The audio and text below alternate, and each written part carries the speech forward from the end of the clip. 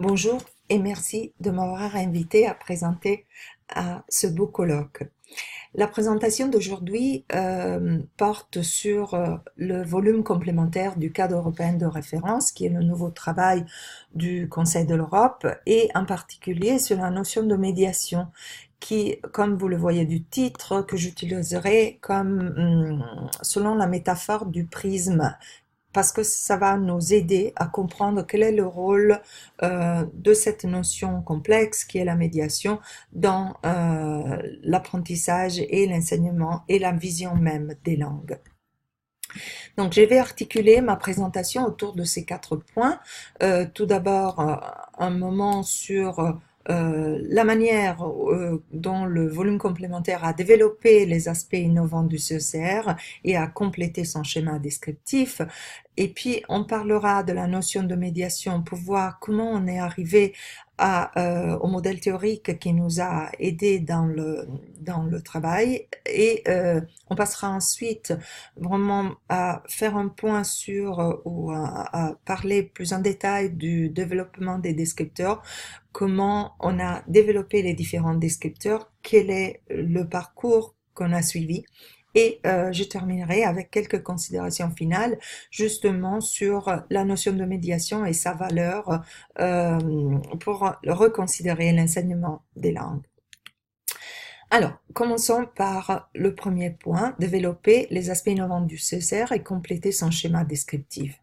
Si on regarde le CECR de 2001, on voit qu'il y avait déjà beaucoup d'aspects innovants dans ce document qui n'ont pas toujours été saisis, n'ont pas toujours été mis en valeur comme il fallait, mais qui étaient sans doute déjà présents. Donc, la première a été l'idée d'une cohérence du curriculum entre enseignement, apprentissage et évaluation, et les trois aspects devaient être toujours en cohérence comme presque de façon circulaire. Puis un grand passage a été celui du passage des 4 compétences à 4 modes de communication. Donc réception, production, interaction et médiation. Comme on le sait bien, réception et production, reprennent les fameuses 4 compétences d'antan, et l'interaction a été développée à la suite du CECR. Disons qu'on ne parle plus simplement de production orale, sans distinguer la production de l'interaction avec ses caractéristiques, les caractéristiques spécifiques des deux. Mais la médiation n'était que annoncée et n'était pas développée ni dans des descripteurs, ni trop au niveau du construit. Ensuite, un grand mouvement, un grand aspect innovant a été l'annonce, la focalisation sur l'apprenant en tant qu'acteur social. Donc, pas seulement sur quelqu'un qui apprend, mais quelqu'un qui agit et agit dans le monde, agit dans une réalité. Ensuite, le CECR a marqué vraiment l'idée de distinction entre plurilinguisme et multilinguisme, et avec ça, il a vraiment mis en avant l'idée de compétences plurilingues et pluriculturelles. Mais encore une fois, il manquait des descripteurs spécifiques pour cette compétence. Et finalement, l'approche actionnelle et la nouvelle notion de tâches, beaucoup plus liées à la vie réelle et beaucoup plus grande, complexe, disons, que la notion de tâche vue presque comme un synonyme d'activité ou d'exercice. Ça aussi était annoncé par le CECR, mais pas forcément développé autant que cela est arrivé ensuite par un processus qu'en anglais on appellerait bottom-up, donc avec le développement du terrain de plusieurs tentatives, disons normalement aussi plutôt bon, de développer et de donner corps à l'approche actionnelle. Alors on pourrait se dire, oui, mais si tout cela était déjà en 2001, pourquoi on a fait le volume complémentaire? Eh bien, le volume complémentaire a eu plusieurs objectifs. la mise à jour du CECR, notamment dans différents descripteurs et notamment par exemple avec le dépassement complet de la notion de parlant natif qui n'a jamais été l'idéal du CECR mais qui émergeait dans quelques descripteurs, pas beaucoup, mais qui pouvaient donner lieu à des interprétations qui n'étaient pas correctes, comme le parlant natif en tant que modèle, et quelques corrections aussi de forme, et notamment dans la traduction française. Il a complété le CECR, et on va voir pourquoi. Dans quoi en fait il a été complété, notamment dans la notion de médiation, de plurilinguisme, etc. Mais on va le voir plus en détail. Il a élargi les concepts du CECR, donc il s'est pas limité à compléter ce qui était déjà là, mais a, notamment dans la vision de la médiation, a vraiment élargi la notion même. Il faut pas oublier qu'il y a presque 20 ans, ou même plus que 20 ans si on considère la version en ligne, entre le CECR tel qu'on le connaissait et le nouveau volume complémentaire. Donc la réflexion scientifique, académique sur la notion de médiation a évidemment avancé beaucoup dans cette période. Ensuite, il a affiné sa vision pédagogique, la vision pédagogique du CECR, c'est-à-dire cette approche actionnelle qui s'était développée entre-temps, a été repris et on lui a donné la place qu'il méritait, qui était la sienne, dans le nouveau volume complémentaire, et il a développé le construit théorique, surtout sur l'aspect phonologie et plurilinguisme. Dans ma communication, je vais porter mon regard surtout sur cette idée de apprenant comme acteur social et qui a des compétences ou développe des compétences plurilingues et pluriculturelles grâce dans une approche actionnelle et qui s'engage dans une approche actionnelle. Et donc, en termes de volume complémentaire, je vais plutôt vous parler de médiation et de la nouvelle vision pédagogique qui en découle. Alors, quand on parle de schéma descriptif du CECR, il faut avoir toujours à l'esprit que ça, c'est le schéma descriptif du CECR, c'est-à-dire quelque chose d'assez complexe, dans lequel on articule les compétences communicatives, langagières, avec des compétences plus générales, et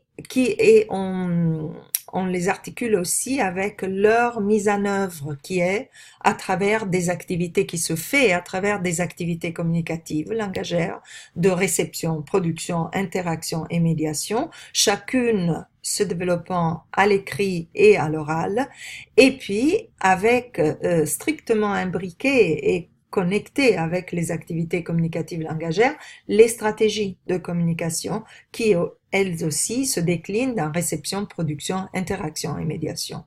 Mais ce qui nous intéresse aujourd'hui, c'est surtout l'aspect médiation et stratégie de médiation. Alors, on va donc faire un point, regarder plus en détail la notion de médiation et comment on l'a développée. Comme toujours, quand on développe quelque chose de nouveau, on part de ce qu'on a. Donc, si on regarde ce qu'il y avait sur la médiation dans le CECR de 2001, et même dans les versions avant, il n'y avait pas grand-chose, si vous voulez, dans le sens que on parlait d'activités de médiation dans lesquelles l'utilisateur n'a pas exprimé sa pensée, mais doit jouer le rôle d'intermédiaire entre des locuteurs qui sont incapables de se comprendre en direct, habituellement, mais non exclusivement, des locuteurs de langues différentes. Alors, c'est intéressant parce que, ok, on joue le rôle d'intermédiaire, on fait passer un message, on a l'impression qu'on n'y mette rien de soi, mais en même temps, on donne aussi l'idée que c'est un rôle d'interlocuteur qui n'est pas réservé seulement aux interprètes, mais aussi habituel. Dans cet habituellement, il y a beaucoup d'important et il y a, c'est-à-dire habituellement, ce sont des locuteurs qui sont de langues différentes, mais sont pas forcément de langues différentes. Et un autre aspect important, c'était les activités langagières de médiation qui sont traitées ou retraitées un texte qui est déjà là. Je vous rappelle juste que texte, c'est un terme ample dans le CECR, tiennent une place considérable dans le fonctionnement langagier ordinaire de nos sociétés.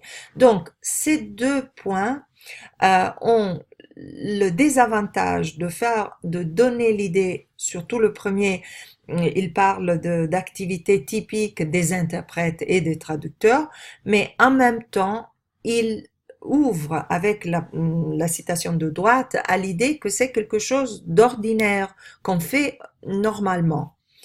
Encore plus, on a trouvé des graines. Alors, je parle de quelques petits grains qui nous ont aidés à faire un point sur la médiation à partir de quelque chose, avoir quelque chose qui était là, mais n'était pas encore développé. Surtout, un schéma a été intéressant qui a disparu dans la version du cadre de 2001, qui était le schéma de l'édition en ligne de 98.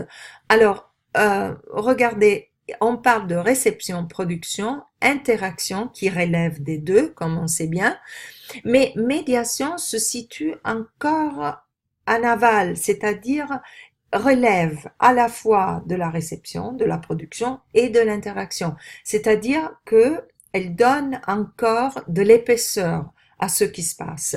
Alors, bien, ce schéma était quand même très intéressant parce que ça nous a ouvert, ça a été une petite clé, mais qui a ouvert des grandes portes.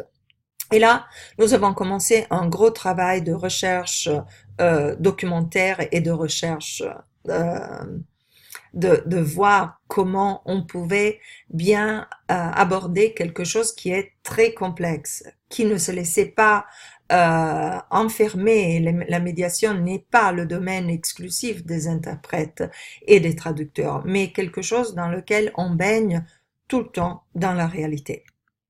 Alors, si on regarde autour de nous ce que nous avons fait pendant toute la première période du projet, eh ben, on voit bien que la médiation, c'est sans doute pas le terrain exclusif de nous, de notre domaine, de l'enseignement des langues. Mais ça s'étudie, c'est une notion nomade, comme a dit Lenoir en 96, qui étudie en diplomatie, résolution de conflits, dans le domaine commercial, dans la philosophie, notamment avec l'idée d'une opération abstraite à travers laquelle on acquiert des connaissances, comme disait déjà Hegel, à laquelle, à cette notion, la partie sociale a été ajoutée ensuite par les études de Marx et Engels qui disent que quand même il y a des relations, une médiation entre des champs et domaines opposés dans la société. Et puis surtout pour notre champ, ce qui est plus important, elle a été étudiée en psychologie et en éducation, et notamment avec l'idée d'interaction et médiation sociale, avec le rôle fondamental que cet aspect de médiation a et joue dans le développement cognitif, comme le dit Vygotsky. Donc, on peut dire donc qu'il y a toujours une interdépendance entre individuel et collectif, cognitif et social, intra- et interpersonnel. Et l'idée, c'est que les fonctions mentales font toujours l'objet d'une médiation. Et il s'agit aussi d'un processus dynamique de construction de sens. En anglais, on entend toujours plus languaging et après plurilanguaging aussi, qui est à la fois individuel et social. Et en même temps, c'est un processus culturel de création d'un espace tiers, d'une compétence symbolique, comme l'appelle Gramsci, et d'une action dans un espace pluriel où on négocierait des différences. Alors, nous nous sommes trouvés donc avec un archipel de médiation, linguistique, culturelle, textuelle, pédagogique. Comment faire pour distiller quelque chose qui pouvait nous aider et qui pouvait informer notre modèle conceptuel. Et ben voilà, nous avons aussi en relation à un texte qui a été publié au cours de notre travail sur le volume complémentaire, un texte par Coste et Cavall, qui parlait des aspects cognitifs et relationnels de la médiation. Nous avons utilisé ça et tous les autres domaines dont je vous ai parlé pour développer notre modèle conceptuel, où vous voyez que relationnel et cognitif sont toujours imbriqués l'un dans l'autre et ils sont en même temps en relation avec l'extérieur, avec plusieurs formes de médiation qui se déclinent avec une médiation à travers les langues et les cultures, une médiation à travers les médias et une médiation à travers les mondes. Et dans tout ça, il n'y a pas que du cognitif et du relationnel, mais il y a aussi toute la dimension émotionnelle qui n'est parfois pas tout à fait visible, mais qui existe et qui est là. Alors, comment on a fait de tout ça quand on avait notre modèle conceptuel à travailler pour faire des descripteurs qui pouvaient être utilisés dans les classes par des enseignants? Alors, juste un petit rappel sur la structure du projet qui a pris 5 ans, disons, dans son développement et qui est maintenant à la phase de dissémination, lancement et étude de cas.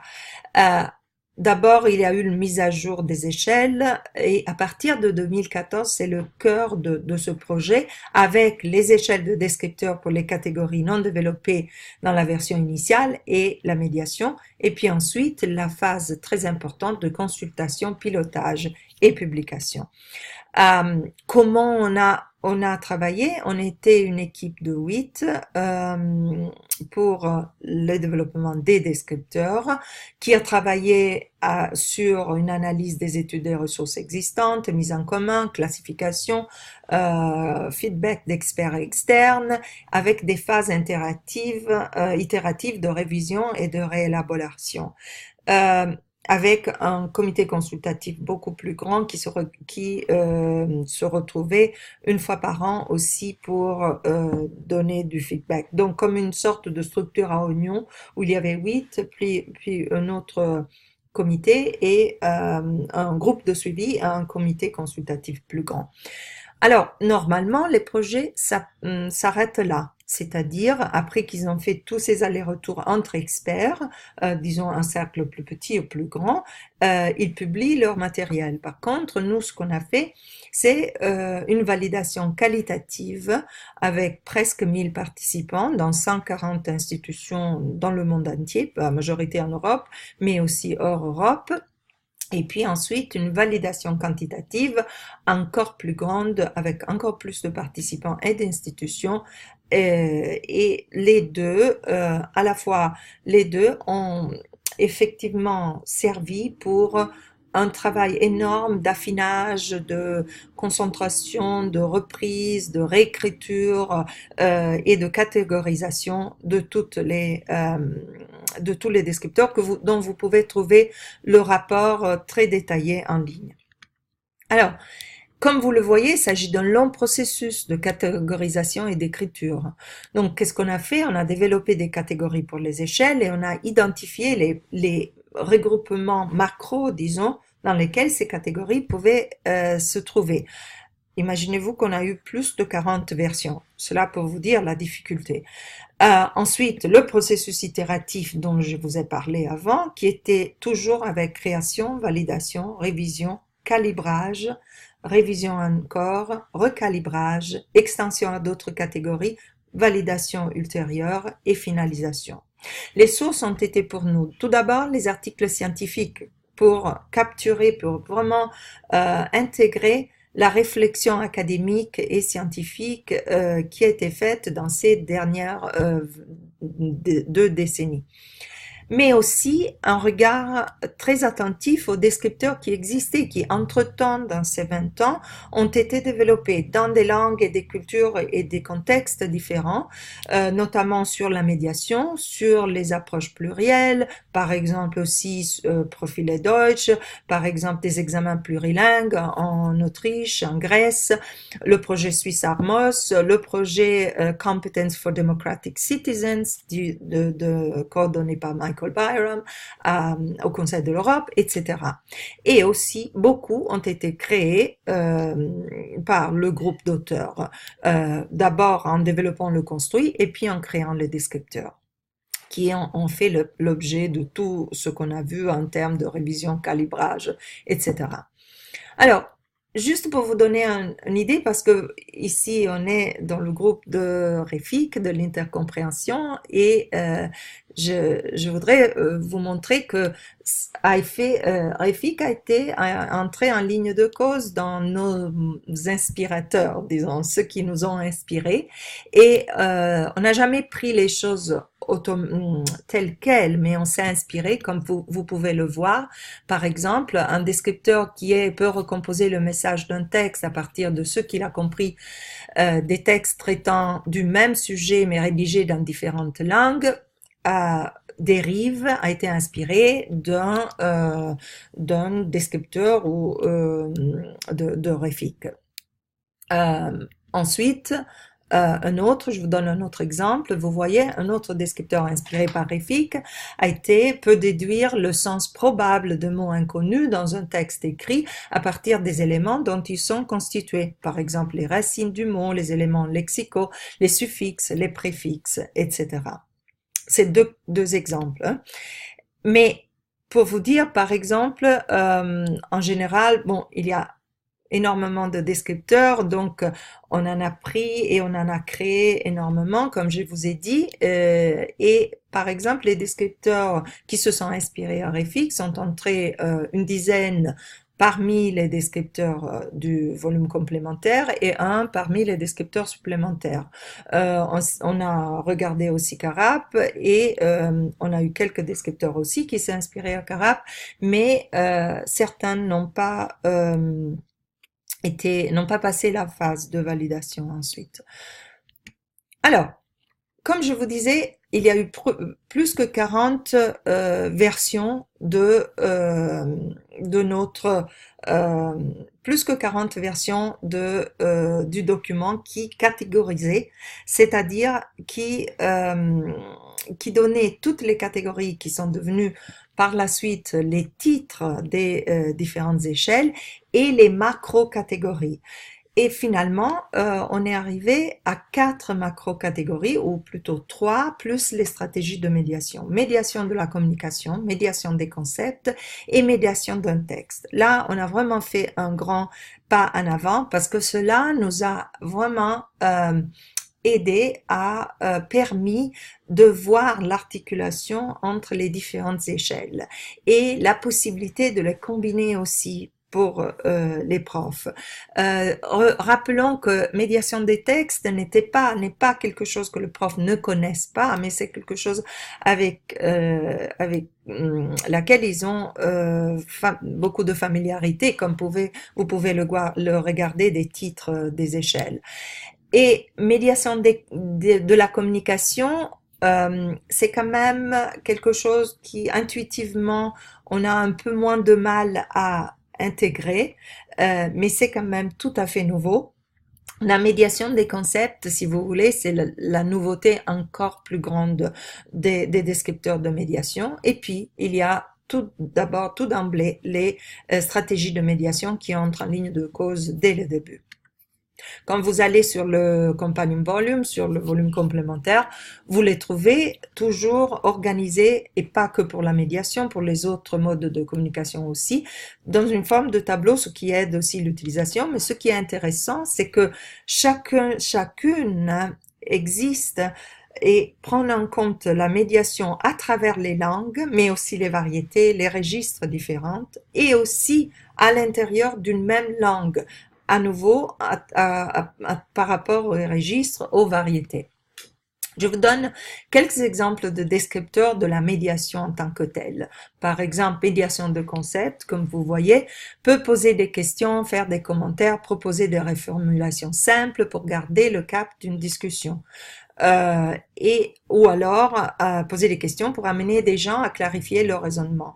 Médiation d'un texte peut transmettre dans une langue B des informations précises données dans des textes informatifs clairs, écrits dans une langue A.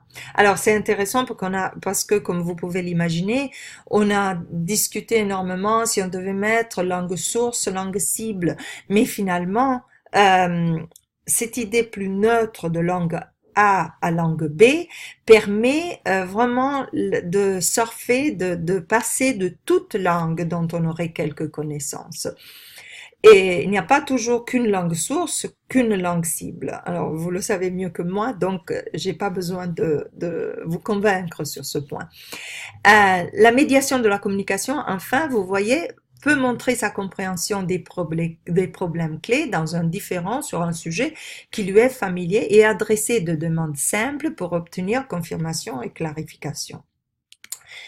Donc, dans tout ce travail, il faut toujours être bien au clair que les apprenants sont des acteurs sociaux engagés dans la médiation qui mettent en place tous les moyens actifs, tous les moyens possibles pour la compréhension de textes oraux et écrits, mais qui ne font pas ça tout seuls, qui sont toujours des usagers sociaux, donc qui travaillent dans cette double perspective individuelle et sociale. Et là, la médiation et la communication entrent en jeu. Alors, pourquoi la notion de prisme donc? Est-ce que la médiation c'est vraiment un prisme pour découvrir la multiplicité?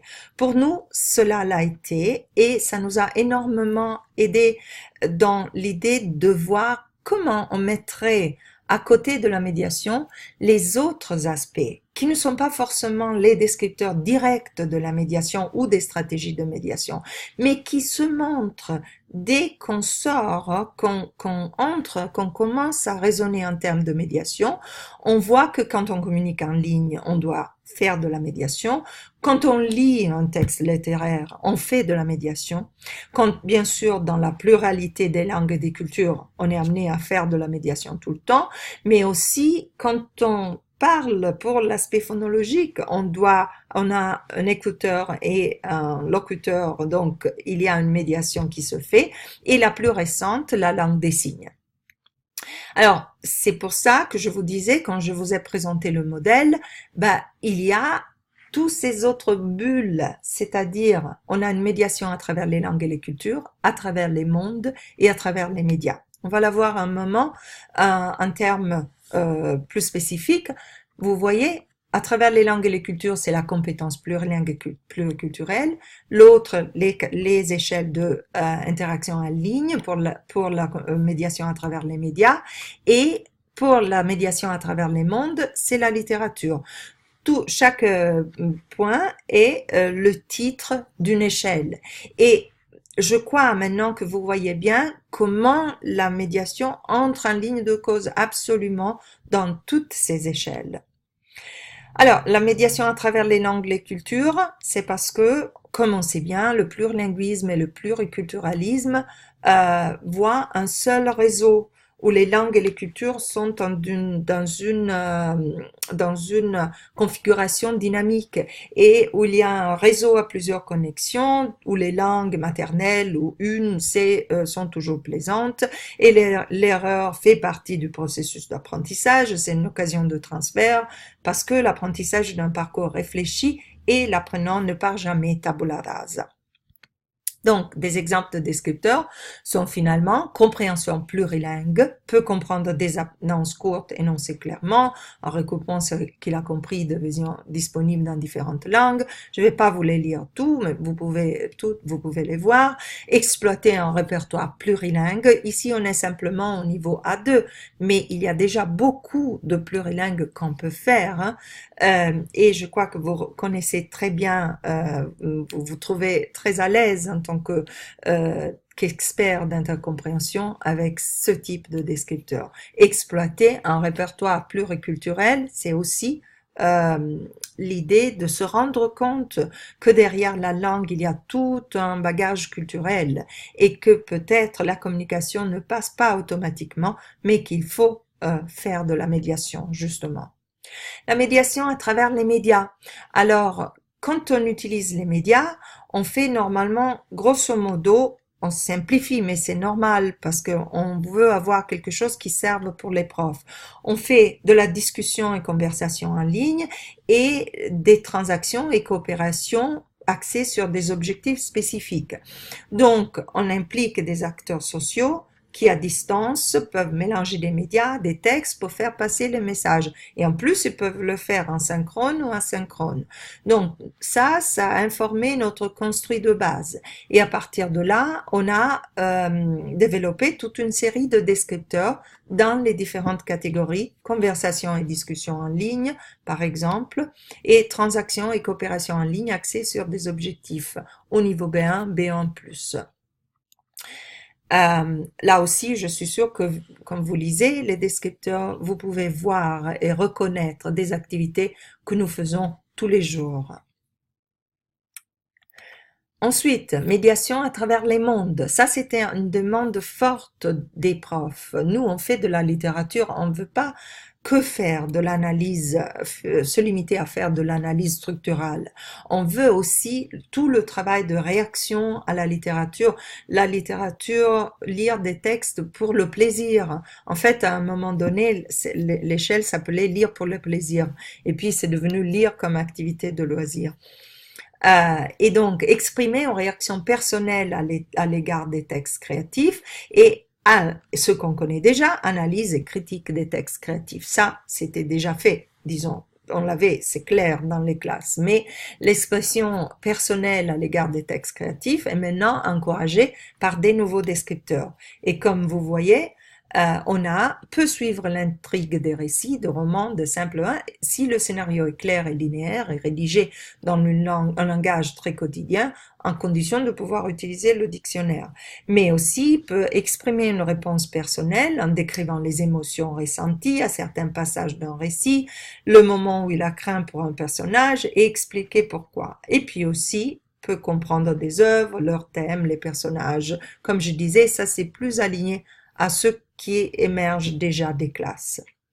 Alors, une des fonctions grandes de ces nouveaux descripteurs est de faire émerger, c'est pour ça que j'avais utilisé l'iceberg, ce qui n'est pas visible, de faire émerger des choses qui existent, qu'on fait dans la langue étrangère, quand on l'apprend, quand on l'enseigne, quand on la parle, mais dont on n'est pas forcément conscient. Ça, c'est le but principal de tous ces nouveaux descripteurs. Comme je vous ai dit, il n'y avait pas que les 3 bulles, il y a eu aussi le besoin de refaire des échelles. Par exemple, la seule échelle qui a été complètement refaite du CECR était l'échelle de la maîtrise de la compétence phonologique, qui est devenue une échelle analytique maintenant, c'est-à-dire qui a, oui, une vision d'ensemble, qu'on a refaite complètement sur la maîtrise du système phonologique, mais qui aussi permet de focaliser sur des aspects plus précis comme l'articulation des sons et les traits prosodiques. Et je vous montre ce que ça donne. On a cette échelle articulée. C'est sûr que vous pouvez pas lire tout ça, mais je vais vous montrer de quoi il s'agit. Maîtrise générale du système phonologique. La prononciation est généralement intelligible, intonation et accentuation et des mots sont presque corrects. L'une ou l'autre des langues que le locuteur parle a en général une influence sur l'accent et la compréhension peut en être affectée. On est au niveau B1. L'articulation des sons est totalement intelligible, bien qu'il fasse régulièrement des erreurs de prononciation et de son et des mots isolés qui ne sont pas familiers.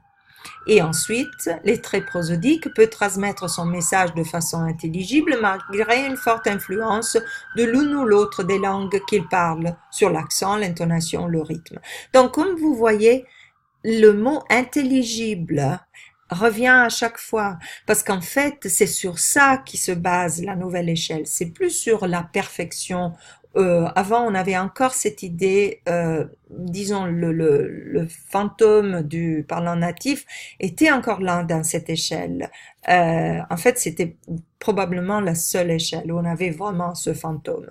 Et du coup, il a disparu parce que l'important, la focalisation dans les études sur l'aspect phonologique sont maintenant sur intelligibility and comprehensibility. Et c'est sur ça, et c'est ça qui nous a informés dans notre construit. Là aussi, vous avez un rapport entier qui vous explique comment on a progressé. Et on a fait. Et là, comme je vous disais, la toute nouvelle, c'est la langue des signes, la compétence assignée qui a repris linguistique, pragmatique et sociolinguistique qu'on connaît. Alors, on arrive donc vers la fin de ma présentation. Quelques remarques finales. Le prisme, le fameux prisme. Alors, est-ce que la médiation est un prisme pour un nouveau modèle conceptuel? Nous en sommes complètement convaincus. Il s'agit d'un modèle conceptuel qui nous ouvre sur la complexité des langues, de leur usage, de leur apprentissage.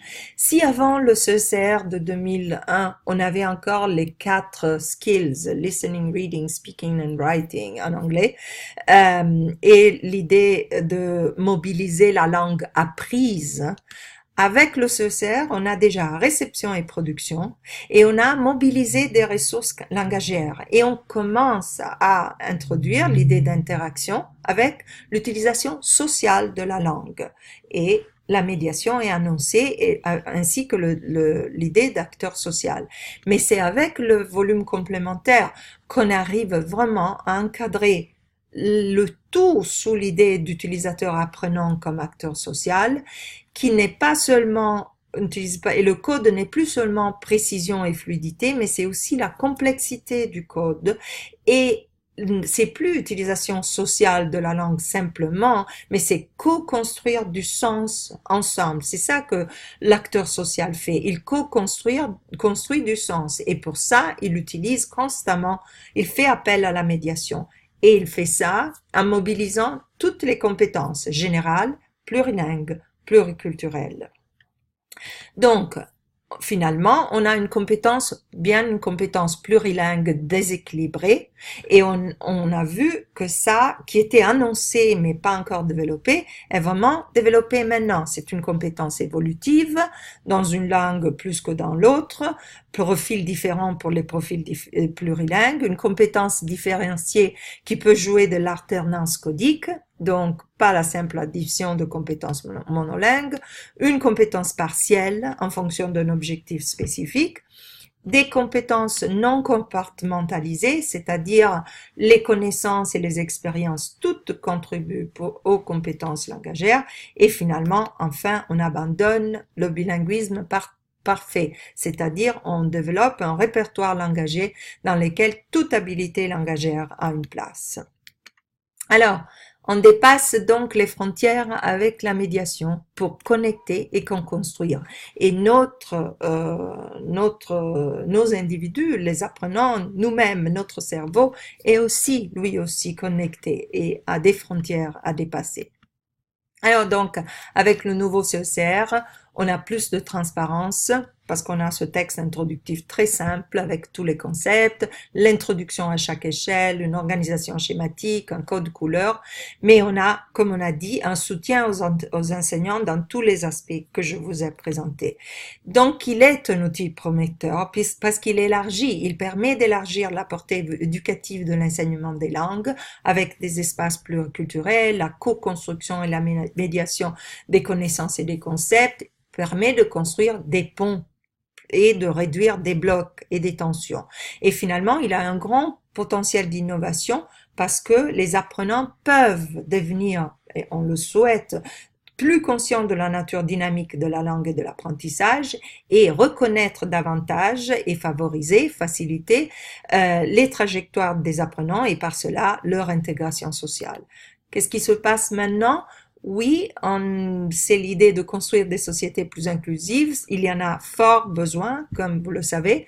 Et donc, déjà, on a fait des descripteurs qui sont modality inclusive. Alors, je ne savais pas trop comment le traduire en français dans la version avec l'ISBN, c'est-à-dire les descripteurs peuvent s'adapter aussi, ça c'est une leçon qu'on a apprise de la langue des signes, à toutes les modalités. Mais aussi, en cours de route, on a 10 traductions en cours, on a 36, 35 études de cas officielles avec un volume qui va paraître l'an prochain et un plan pour avoir un outil de recherche de ces descripteurs de manière à composer son propre bouquet finalisé à son propre contexte et à ses propres besoins. Et je vous remercie beaucoup de l'attention.